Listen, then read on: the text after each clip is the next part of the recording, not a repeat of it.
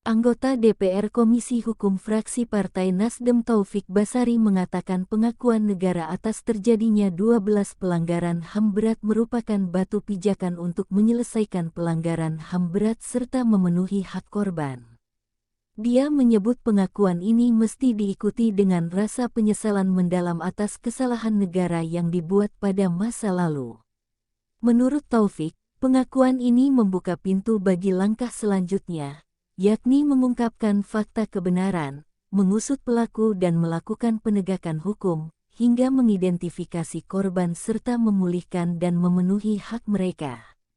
Di sisi lain, Taufik menyebut pengakuan ini menjadi ajang untuk mengevaluasi dan mereformasi kebijakan, hukum, serta institusi untuk mencegah peristiwa serupa kembali terjadi.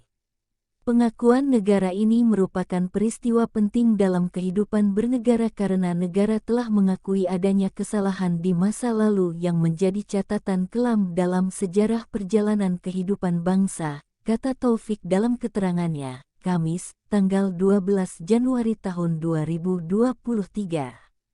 Menurut dia, masyarakat perlu menagih kewajiban negara berupa langkah-langkah lanjutan tersebut. Ia berharap sebisa mungkin kewajiban itu dapat dilunasi dalam masa pemerintahan Presiden Joko Widodo alias Jokowi. Pasalnya, kata dia, penuntasan pelanggaran HAM berat masa lalu merupakan janji politik Jokowi sejak 2014. Adapun upaya yang tersisa disebut Taufik mesti ditindaklanjuti kala pemerintahan berganti pasca 2024. Dalam waktu dekat saya berharap pemerintah sudah memiliki program-program tindak lanjut secara sistematis, terukur, realistis, dan komprehensif, termasuk dalam hal penganggarannya dalam APBN ke depan, ujarnya. Taufik menjelaskan, korban dan publik punya hak untuk tahu apa yang sebenarnya terjadi. Oleh sebab itu, kata dia, dengan pengakuan ini, pemerintah hendaknya memastikan fakta atas peristiwa yang terjadi bisa terungkap. Adapun upaya penanganan non-yudisial terhadap pelanggaran HAM berat disebut Taufik tidak boleh menutup upaya yudisial. Dia mengatakan penanganan non-yudisial dan yudisial harus bersifat komplementer, alih-alih saling menggantikan. Pemenuhan hak korban juga tidak boleh digantungkan pada keadaan lain.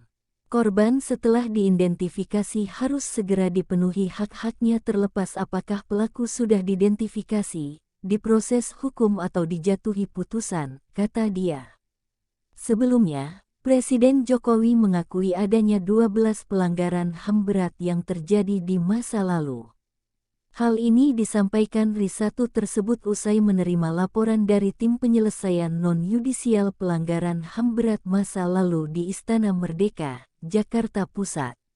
Dengan pikiran yang jernih dan hati yang tulus, saya sebagai kepala negara RI mengakui bahwa pelanggaran HAM yang berat memang terjadi di berbagai peristiwa, kata Jokowi di Istana Merdeka, Jakarta Pusat, Rabu, tanggal 11 Januari tahun 2023. Adapun ke-12 kasus pelanggaran HAM berat masa lalu yang laporannya diserahkan kepada Presiden Jokowi siang itu, yakni pembunuhan massal 1965, peristiwa Talangsari Lampung 1989, peristiwa penghilangan orang secara paksa tahun 1997 sampai tahun 1998, peristiwa Rumuh Gedong Aceh 1998, dan kerusuhan Mei tahun 1998. Lalu tragedi Trisakti, Semanggi I, dan Semanggi II, peristiwa pembunuhan Dukun Santet tahun 1998 sampai tahun 1999, peristiwa Simpang KKA Aceh tanggal 3 Mei tahun 1999, peristiwa Wasior dan Wamena 2001, peristiwa Jambo Kepok Aceh 2003, serta peristiwa penembakan Mr. Petrus tahun 1982 sampai tahun 1985. Saya menaruh simpati dan empati mendalam kepada para korban dan keluarga korban. Oleh karena itu, saya dan pemerintah untuk memulihkan hak-hak para korban secara adil dan bijaksana tanpa menegasikan penyelesaian yudisial, kata Jokowi. Menteri Politik Hukum dan Keamanan Menko Polhukam Mahfud MD menyebut peristiwa pelanggaran HAM berat yang terjadi pada tahun 1965 bukan kasus Partai Komunis Indonesia (PKI). Sebab menurut Mahfud, korban dalam peristiwa itu bukan hanya dari kalangan PKI. Kasus 65 itu bukan kasus PKI. Kasus 65 itu korbannya ada yang PKI, ada yang umat, ada yang tentara juga, ujar Mahfud. Kasus 65 itu bukan kasus PKI. Kasus 65 itu korbannya ada yang PKI, ada yang umat, ada yang tentara juga, ujar Mahfud.